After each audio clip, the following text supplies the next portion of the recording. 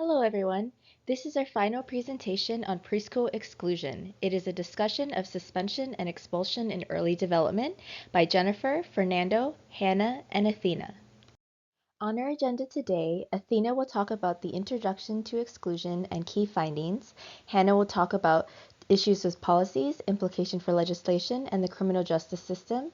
Jennifer will talk about the connection to equity, diversity, and inclusion, and Fernando will give us a reflection. Hello. So, what is preschool expulsion? We will start out with this quote that was found in one of our articles, which gives us the basic definition. So, preschool expulsion is an adult decision by educators in response to children's behaviors that are perceived to be challenging. And basically, this means that the adults in the child's life, the teachers, the admin, and what have you, they will just see a child's behavior and go like, "We don't want you here anymore," and try to push them out because they just don't have the tools to handle them. Um, Many times, children are pushed out of schools because of behavioral issues, or they are deemed a danger to other students and teachers as well. And many centers that we saw through our journal articles will actually slowly push out a child instead of outright expelling them, so it like looks better for them. Um, and some of the things that they will do is calling parents early to come pick up their children due to behavioral issues, eventually pushing the parent to go out and find a new center that will actually keep their children in school the full day so that they don't have to leave work early all the time to get them.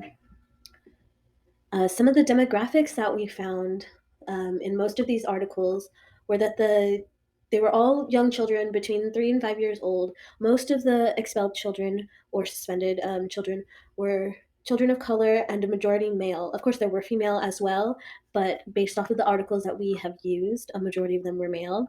And many of the children had autism, ADD, ADHD, and some type of neurodivergency. One of the articles had a quote that says young children were being expelled from state funded pre kindergarten programs, but that it occurred at a rate that was 3 times higher than that for 12 through K schools, which basically means that children in preschool or preschool are getting expelled more than children in elementary school, middle school, high school, which is kind of crazy because they're babies. Not right. Anyways, onto significant impacts. Preschool expulsion can have significant impacts on the lives of children because of disabilities and their families. Many of these impacts are often very negative because why would there be anything positive when you get kicked out of school as a child? Some of them being loss in instructional time.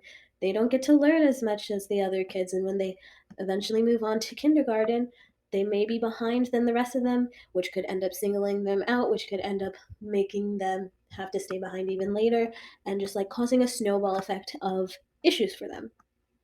They don't develop the social emotional learning and like emotional recognition and being able to create relationships because they aren't able to be around other children anymore because they were kicked out for something the teachers were not prepared to do or prepared to deal with. There's just also like in all of our articles, many of the impacts that they wrote about and that we read about were like vastly super negative and bad because the teachers just kind of throw them away and push them out once they have deemed them as unruly and too much for them.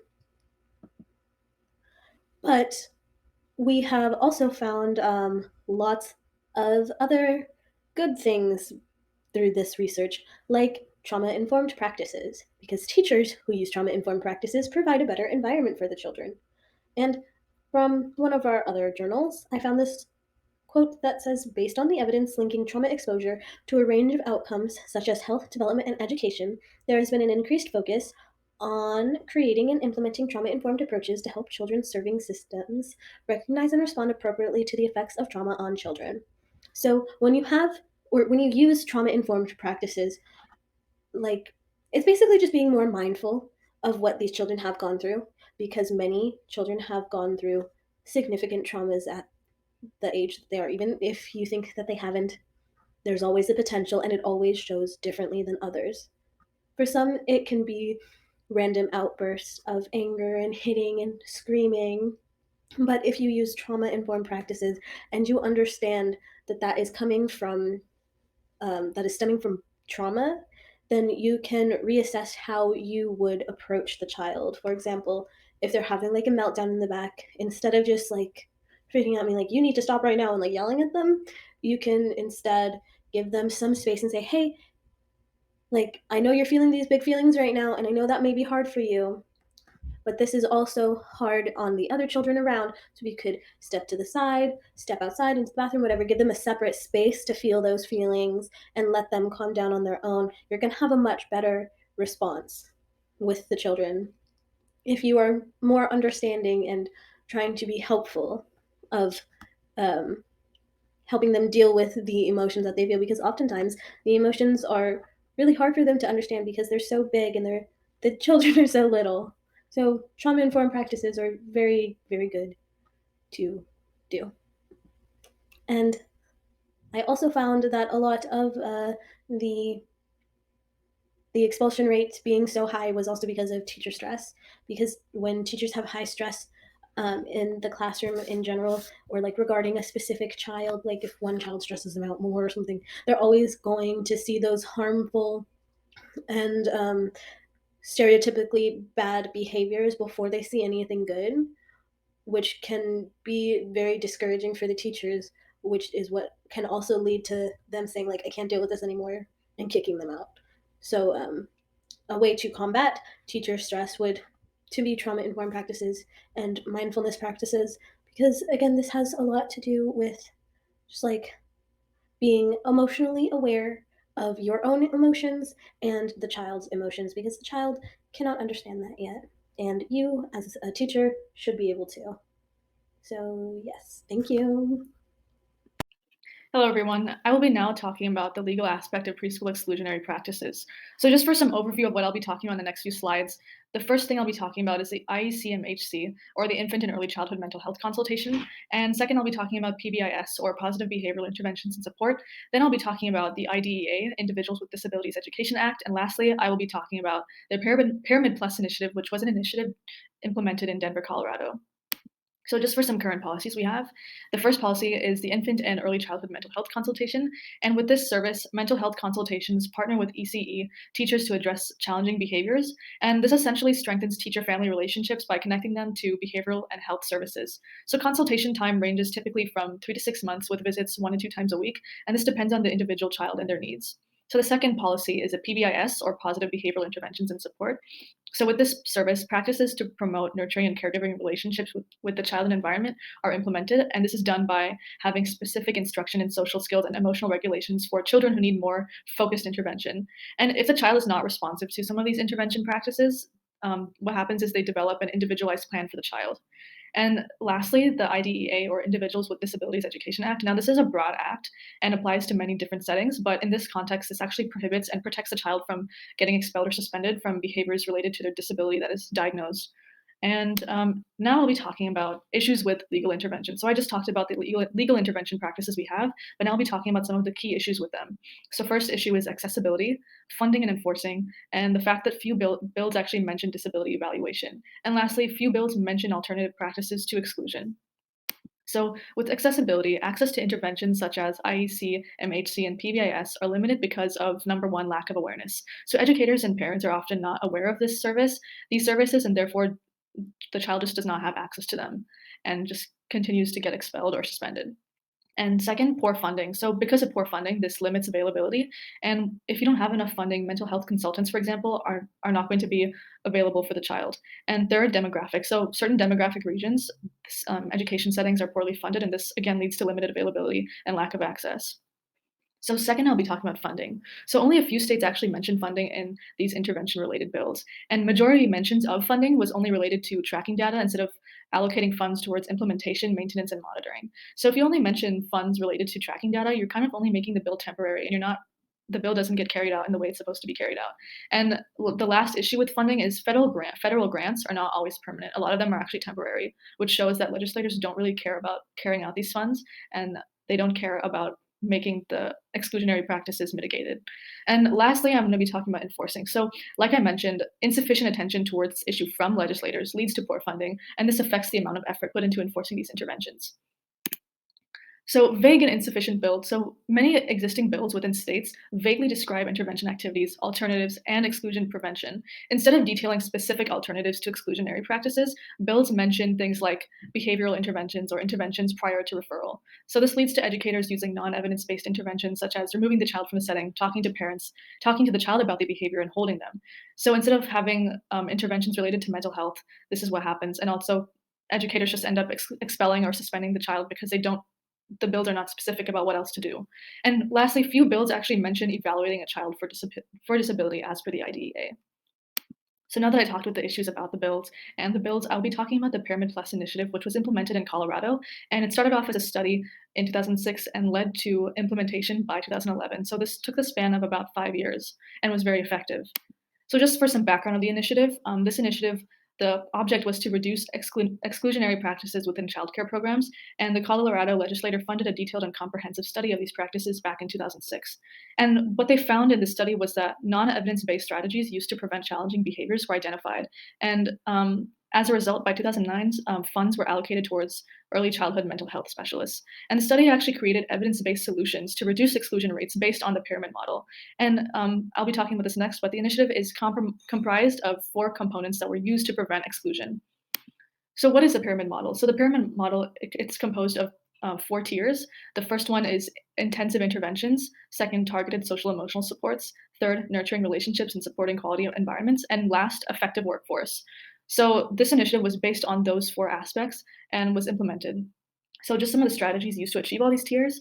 The first strategy used was infrastructure. So statewide teams from various agencies met frequently, I think once a month, to develop a plan, or practitioners to access training and coaching to ensure strong implementation and funding opportunities. And second, demonstration sites. So 4 demonstration sites were spread out throughout Colorado, and this was very effective because it allowed for different areas of Colorado to report their data and like how efficient the study was.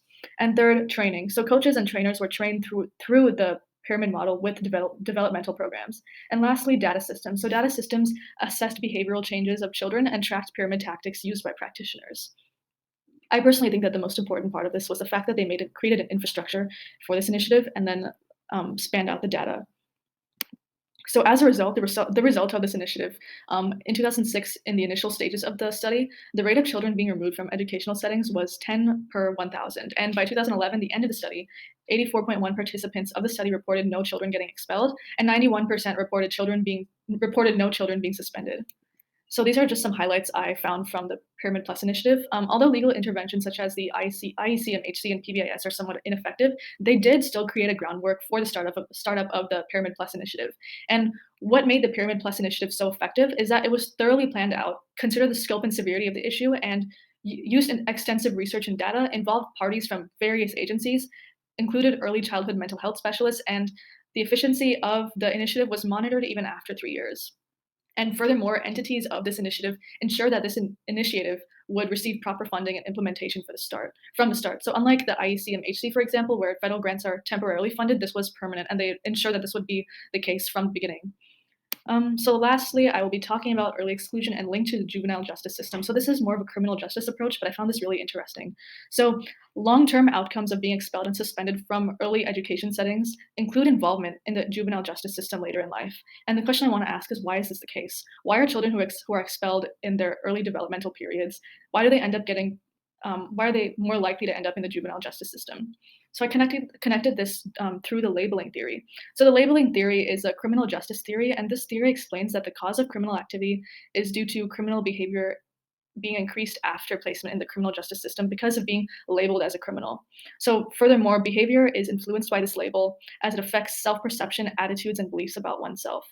So basically, when someone enters the criminal justice system, society and the criminal justice system and the people around them label them as a criminal, and this leads to them engaging in more criminal activity because of that label.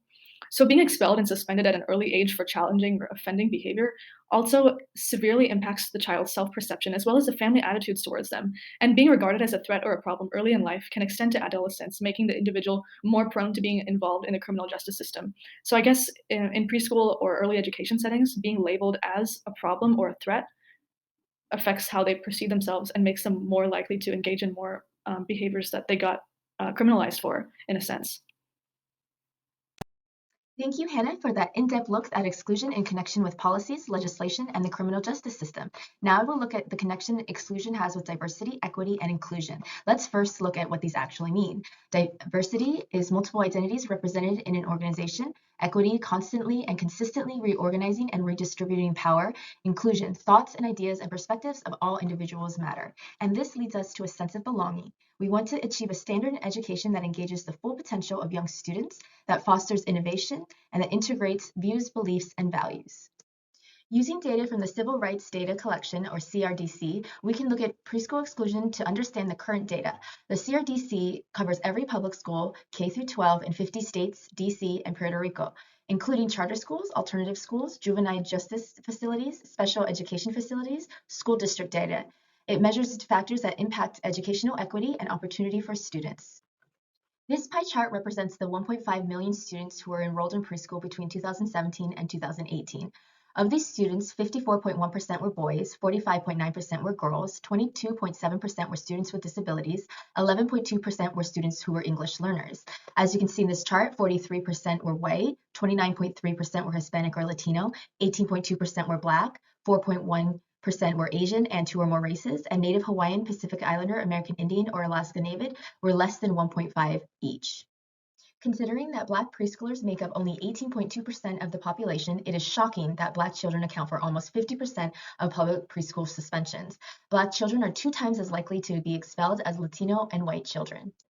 When we look at preschool suspensions in 2017 through 2018, 2,822 preschool students received 1 or more out-of-school suspensions. As we can see illustrated by these bar graphs, Black preschool students accounted for 18.2% of the total preschool enrollment, but received 43.3% of school suspensions. We can see a similar trend with multiracial students, American Indian or Alaska Native students as well. When we look at preschool expulsions, we see that Black preschool students were expelled at rates that were more than twice their share of total preschool enrollment. When thinking about students who have disabilities, it's also shocking to find that preschool students who served under IDEA accounted for 22.7% of the total preschool enrollment, but accounted for 56.9% of the preschool students who were expelled. To add salt to the wound, studies find that those who have previously been expelled were at a greater risk of future expulsion. Looking beyond race and ethnicity, we can use the data to examine other factors in preschool exclusion. Older preschoolers, boys, children with disabilities, and children who exhibit behavior problems in the classroom are at an increased risk of being suspended or expelled. When we look at this chart on race and ethnicity of preschool students, we can notice some disparities. Black boys make up 9% of the population, but account for over 30% for suspensions and expulsions. There's a disparity with Hispanic and Latinos, and the boys account for an overwhelming majority of suspensions and expulsions. Now looking into children with disabilities, a study suggests that about 5.4% of young children with disabilities have been either suspended or expelled in the past year, whereas the estimate is only 1.5 for young children without disabilities. Looking at this table about suspension and expulsion by disability status, we can see that there's a disparity between students with disabilities and their non-disabled peers. In a study in 2021, a survey given to parents of children with disabilities showed that they were commonly told to pick up their child early on 1 or more days, to keep their child home 1 full day, and that their child could no longer attend the child care center or preschool due to the child's disruptive behaviors. This suggests that there may be a systemic issue on how schools and child care centers are addressing the needs of children with disabilities. Further exacerbating this dynamic, teachers may lack an understanding of how to support children with developmental disabilities or delays, especially when these disabilities are not yet identified. Students with disabilities under IDEA represented 13.2% of the total student enrollment, but received 20.5% of one or more in-school suspensions and 24.5% of one or more out-of-school suspensions. Black students with disabilities accounted for 2.3% of the total enrollment, but received 6.2% of in-school suspensions and 8.8% out-of-school suspensions. Black students with disabilities were expelled at rates that were more than twice their share of total student enrollment. From this, we learned that students with disabilities, particularly Black students with disabilities, are disproportionately suspended and expelled from their non-disabled and non-Black peers. This also highlights the intersectional impact of race and disability on disciplinary practices. One study mentioned that preschool children living in high poverty areas are 4 times more likely to be suspended and expelled. When we think about how the wealth is divided in the US, this is devastating. As you can see by this pie chart, 78% of the wealth is held by the top 10 income group. This data suggests that there is a significant wealth gap between top earners and everyone else in society. Moreover, the income disparity can also exacerbate issues such as poverty, food insecurity, and housing instability, particularly for marginalized communities such as people of color and those with disabilities.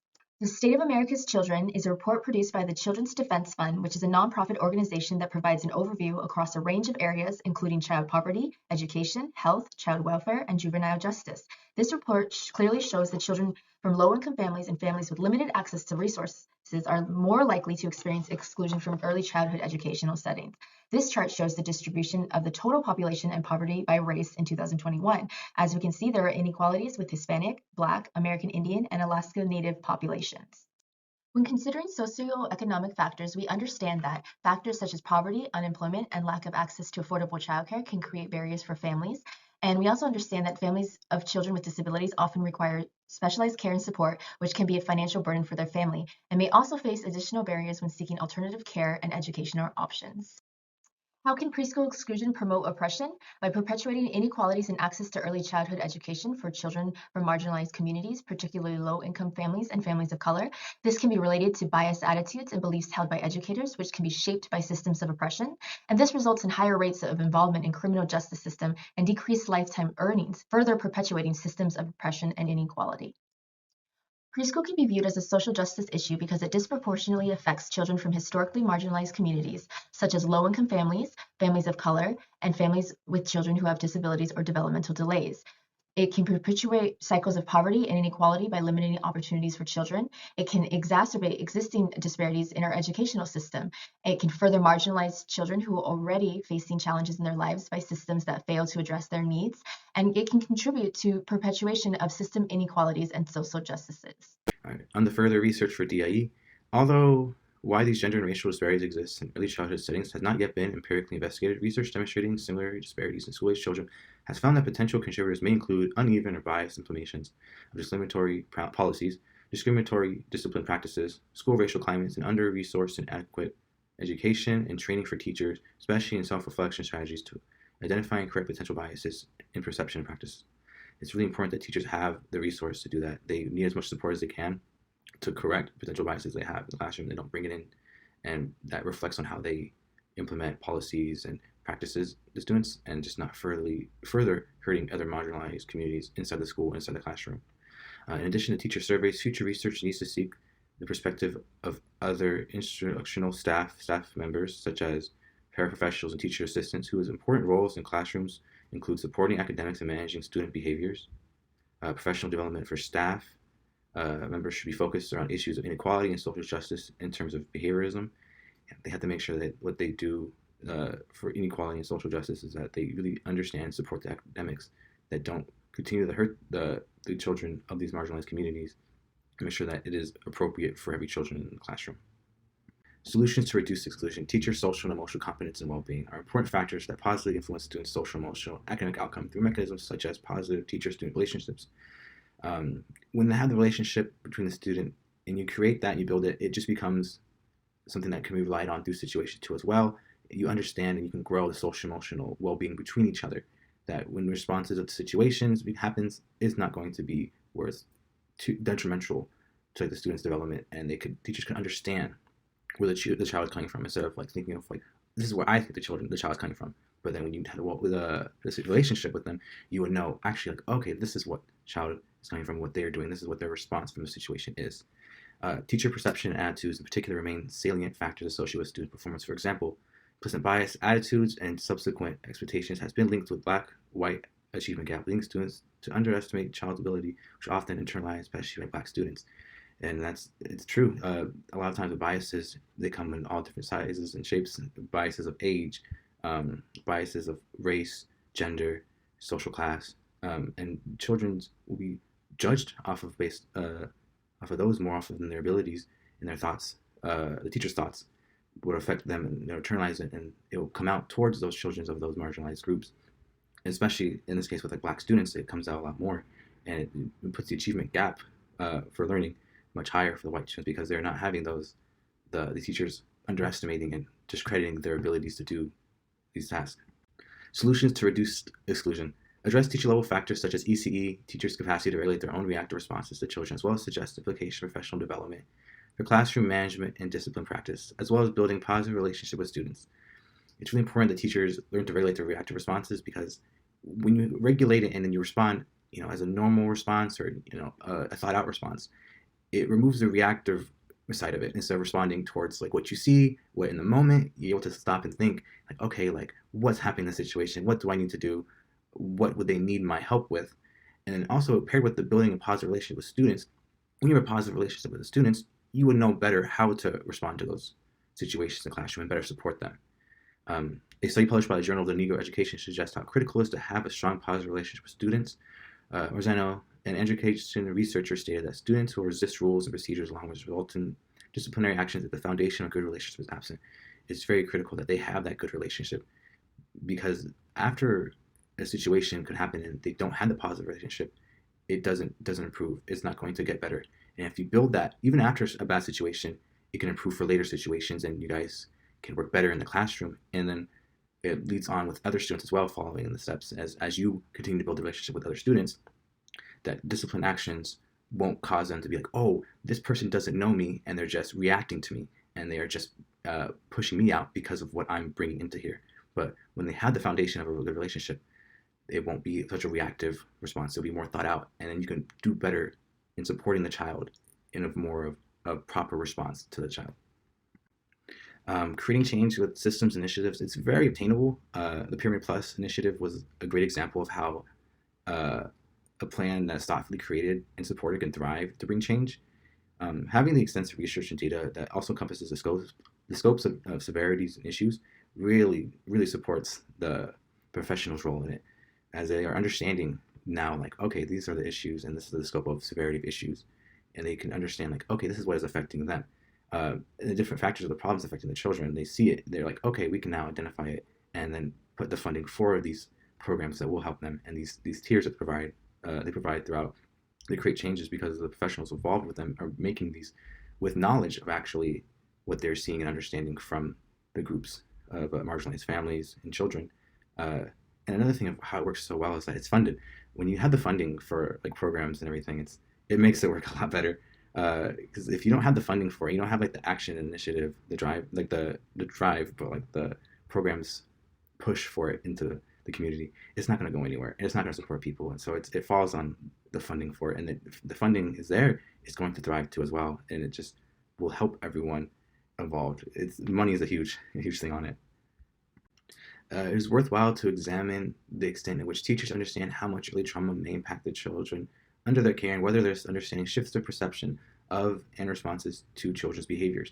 As future professionals and present professionals, we have to do our part to understand the deficit that we can create as educators in the classroom. Understanding our own biases, and when we understand those biases, we can provide those children with better support that is more individualized to them and what they need, instead of saying, oh, the child isn't participating in the classroom because he is bothered by this other issue, or he's not working hard because he just likes to goof off. It's like, maybe we're not giving the right materials for them, the right work that will engage the child as best as they can and work with them with their learning styles. It's best to really just understand the children and create those relationships, and just being mindful with what emotions we bring into the classroom. We might bring in classrooms that can negatively affect these children and perpetuate inequality, further limiting their opportunities to develop. If we send them in a classroom, they're not going to get their learning. They're not going to develop. They're just going to be sent away. They're going to lose these important milestones of growing in the classroom, like social and emotional support, skills, That's huge for a preschool, especially. And in low-income families, families of colors, and families of children with disabilities being affected most, it worsens inequality in systems such as education, which is a system we need to have that's like set to help them as much as they can to face these inequalities and bring as much equity we can to the families that go through all of these inequalities throughout life in other systems that they may experience. Thank you. And thank you for listening to our presentation. And we'll take any questions that you may have.